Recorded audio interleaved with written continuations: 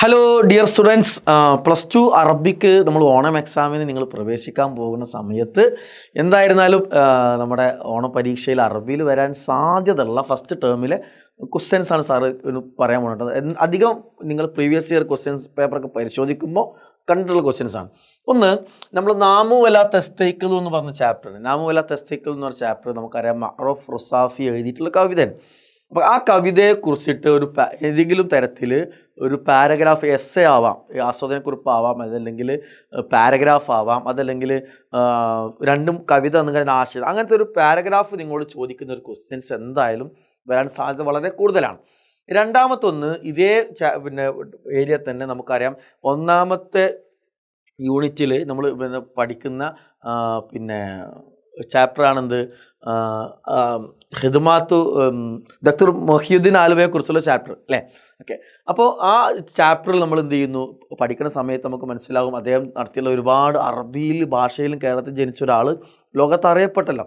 അപ്പോൾ അദ്ദേഹത്തെ കുറിച്ചിട്ടുള്ളൊരു പാരഗ്രാഫ് എന്ത് ചെയ്യാറുണ്ട്, സ്ഥിരമായി ചോദിക്കാറുണ്ട്. സോ നമ്മൾ എന്ത് ചെയ്യണം, ഡോക്ടർ മൊഹിയുദ്ദീൻ ആലുവയെ കുറിച്ചിട്ടുള്ള ഒരു ചാപ്റ്റർ നമ്മൾ എന്ത് ചെയ്യണം, നമ്മൾ ഇതല്ല കേട്ടോ, ക്വസ്റ്റ്യൻ മാറിയതാണ് വരുന്നുണ്ട്. ഇത് ഖിദ്മാത്തു അഹ്ലി കേരള ലുഗത്തുൽ അറബിയ. ഓക്കെ, അറബി ഭാഷക്ക് കേരളത്തിലെ ആളുകൾ നടത്തിയുള്ള സംഭാവന അതേ ചാപ്റ്റർ തന്നെയാണ്. അതേ ചാപ്റ്റർ നമ്മൾ എന്ത് ചെയ്യുന്നുണ്ട്, വക്കം അബ്ദുൽ ഖാദർ മൗലവിനെ പഠിക്കുന്നുണ്ട്, ഖാദി മുഹമ്മദിനെ കുറിച്ച് പഠിക്കുന്നുണ്ട് അല്ലേ. അപ്പോൾ ഈ ആളുകളെ കുറിച്ച് നമ്മൾ പഠിക്കുന്ന സമയത്ത് പള്ളി ദർസിനെ കുറിച്ച് പഠിക്കുന്നുണ്ടല്ലോ.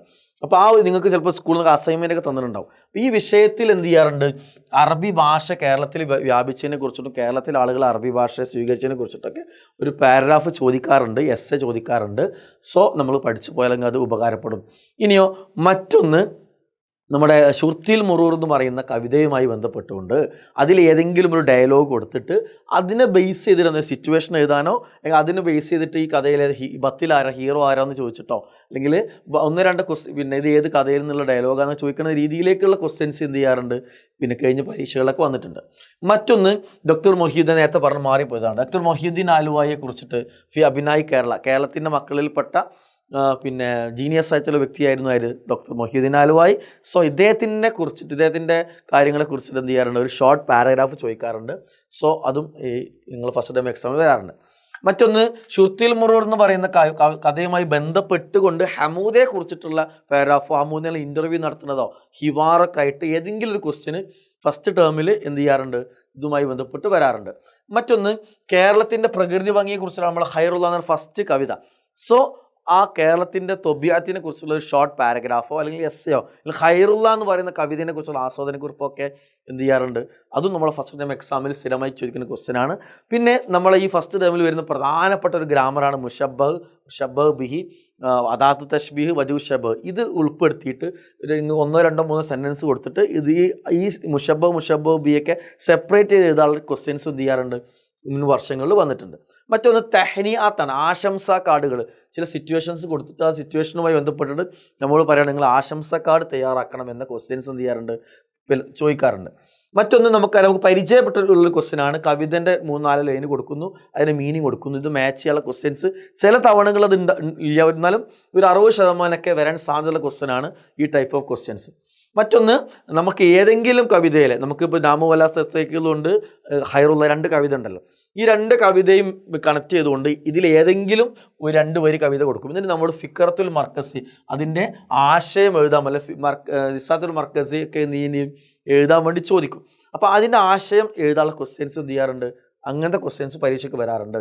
പിന്നെയോ ഈ കഥകളിലെ, അതിപ്പോൾ ഷുർത്തിൽ മുറൂറോ അല്ലെങ്കിൽ വേറെ അതുപോലത്തെ കഥയിലെ എന്ത് ചെയ്യുന്നു, ഒരു ഡയലോഗ് കൊടുത്തുകൊണ്ട് ആ കഥയുമായി ബേസ് ചെയ്തിട്ട് ആര് പറഞ്ഞതാണ്, ആരോട് പറഞ്ഞതെന്ന ടൈപ്പ് ക്വസ്റ്റ്യൻസും വരാറുണ്ട്. ഇത്രയാണ് നമ്മളെ ഫസ്റ്റ് ടൈം പരീക്ഷ നമ്മളിങ്ങനെ ഒന്ന് പ്രീവിയസ് ഇയർ ക്വസ്റ്റ്യൻ പേപ്പർ ഇങ്ങനെ പരിശോധിച്ച് നോക്കുമ്പോൾ സ്ഥിരമായി ചോദിക്കാറുള്ള ടൈപ്പ് ഓഫ് ക്വസ്റ്റ്യൻസ്. ഓക്കെ, അപ്പോൾ ഈ ക്വസ്റ്റ്യൻസ് ഒക്കെ വരാൻ സാധ്യതയുണ്ട്. ഇതൊക്കെ കാണുന്ന സമയത്ത് +1 പോലെയല്ലോ +2 ക്വസ്റ്റ്യൻസിൻ്റെ രീതിയൊക്കെ മാറിക്കണമല്ലോ, കുറച്ച് ടഫായ ക്വസ്റ്റ്യൻസ് ആണോ എന്നൊക്കെ തോന്നുന്ന ആളുകളുണ്ടാവും. ഒന്നുകൊണ്ടും പേടിക്കണ്ട, കാരണം എജുപോർട്ട് നിങ്ങളുടെ കൂടെയുണ്ട്. 10ാം ക്ലാസ്സിൽ നിങ്ങൾക്ക് എജുപോർട്ട് നിങ്ങൾ സപ്പോർട്ട് ചെയ്ത പോലെ, 9ാം ക്ലാസ്സിൽ സപ്പോർട്ട് ചെയ്ത പോലെ, +1 നിങ്ങൾ സപ്പോർട്ട് ചെയ്ത പോലെ തന്നെ +2 നിങ്ങൾക്ക് എല്ലാവിധ സപ്പോർട്ടും എജുപോർട്ടിൻ്റെ അറബി ക്ലാസ് നിങ്ങൾക്ക് അത്രയും യൂസ്ഫുൾ ആയിരിക്കും. സോ നിങ്ങളെല്ലാ ഫ്രണ്ട്സിനെയും കൂട്ടിയിട്ട് വളരെ നേരത്തെ തന്നെ നമ്മുടെ ലൈവിലേക്ക് എത്തുക. നിങ്ങൾക്ക് ചോദിക്കാൻ സാധ്യതയുള്ള എല്ലാ കാര്യങ്ങളും കൃത്യമായി പഠിപ്പിച്ച് നമ്മൾ അടിപൊളിയായിട്ട് നമുക്ക് എന്ത് ചെയ്യാം, നമുക്ക് പിന്നെ വരുന്ന നാളത്തെ എക്സാം എന്ത് ചെയ്യാം, സൂപ്പറാക്കിയിട്ട് എഴുതാം. ഓക്കെ, ഇൻഷാ അല്ലാഹ് നമുക്ക് ലൈവിൽ കാണാം. എല്ലാവരോടും ബൈ. അസ്സലാമു അലൈക്കും.